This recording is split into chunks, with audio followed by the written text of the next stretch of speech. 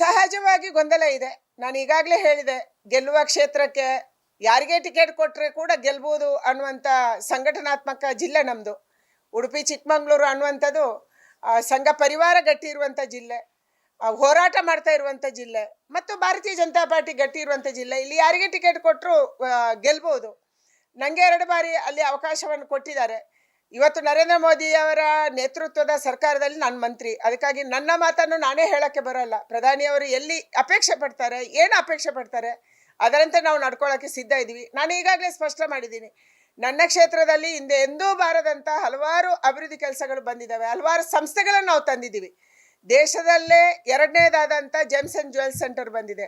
ಮೊದಲ ಬಾರಿಗೆ 2 ಜಿಲ್ಲೆಗಳಲ್ಲಿ ಕೇಂದ್ರೀಯ ವಿದ್ಯಾಲಯ ಬಂದಿದೆ. ಮೊದಲ ಬಾರಿಗೆ ಚಿಕ್ಕಮಗಳೂರು ಜಿಲ್ಲೆಗೆ ಕೇಂದ್ರದಿಂದ ಮೆಡಿಕಲ್ ಕಾಲೇಜ್ ಬಂದಿದೆ. ಮೊದಲ ಬಾರಿಗೆ ಸಖಿ ಒನ್ ಸ್ಟಾಪ್ ಸೆಂಟರ್ ಬಂದಿದೆ. ಮೊದಲ ಬಾರಿಗೆ GITC ಅನ್ನುವಂಥ ಒಂದು ತರಬೇತಿ ಕೊಡುವಂಥ ಸಂಸ್ಥೆ, ಅಲ್ಲಿ ಯಾರೇ ತರಬೇತಿ ಕೊಡಿದ್ರು ಕೂಡ ಇಂಟರ್ನ್ಯಾಷನಲ್ ಕಂಪನಿಯವರು ಬಂದವರನ್ನು ಉಡುಪಿಯಿಂದ ಸೆಲೆಕ್ಟ್ ಮಾಡ್ಕೊಂಡು ಹೋಗ್ತಾರೆ ಅಂಥ ಸಂಸ್ಥೆ ಬಂದಿದೆ. ನಮ್ಮ ಎಲ್ಲ ರಸ್ತೆಗಳು ಕೂಡ ಹೆಚ್ಚು ಅಭಿವೃದ್ಧಿ ಆಗ್ತಾ ಇದೆ.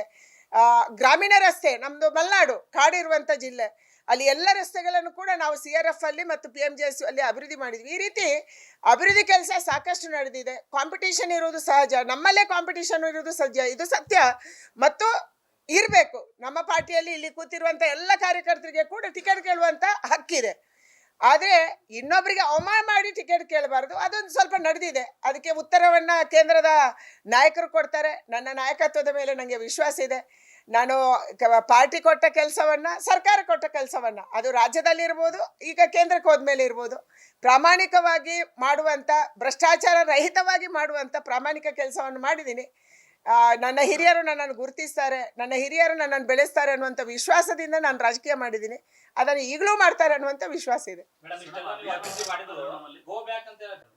ಮಾಡ್ತಾ ಇದ್ದಾರೆ. ನಾನು ಹೇಳಿದೆ ಅಲ್ಲ, ಯಾರಿಗೆ ಟಿಕೆಟ್ಗೆ ಅಪೇಕ್ಷಿತೆ ಇದೆ, ಯಾರು ಹೊರ ಪಾರ್ಟಿಯಿಂದ ಬೇರೆ ಬೇರೆ ಪಾರ್ಟಿಯಿಂದ ಬಂದಿದ್ದಾರೆ, ಯಾರು ನಮ್ಮಲ್ಲೇ ಇದ್ದಾರೆ, ಅವರೆಲ್ಲರಿಗೂ ಅನಿಸಿದೆ ಈ ಕ್ಷೇತ್ರ ಗೆಲ್ಬೋದು, ನಾವು ನಿಲ್ಲಬೇಕು ಅಂತ ಹೇಳಿ.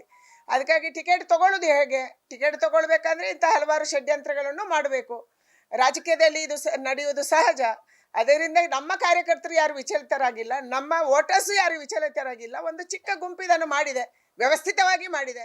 ಅದಕ್ಕಾಗಿ ಇದಕ್ಕೆ ನಾನು ವಿಚಲಿತಗೊಂಡಿಲ್ಲ, ನಮ್ಮ ಕಾರ್ಯಕರ್ತರು ವಿಚಲಿತಗೊಂಡಿಲ್ಲ. ಅವರು ರಾಷ್ಟ್ರೀಯ ನಾಯಕರು, ಅವರು ಡೆಲ್ಲಿ ಭೇಟಿ ಕೊಡೋದ್ರಲ್ಲಿ ತಪ್ಪೇನಿದೆ?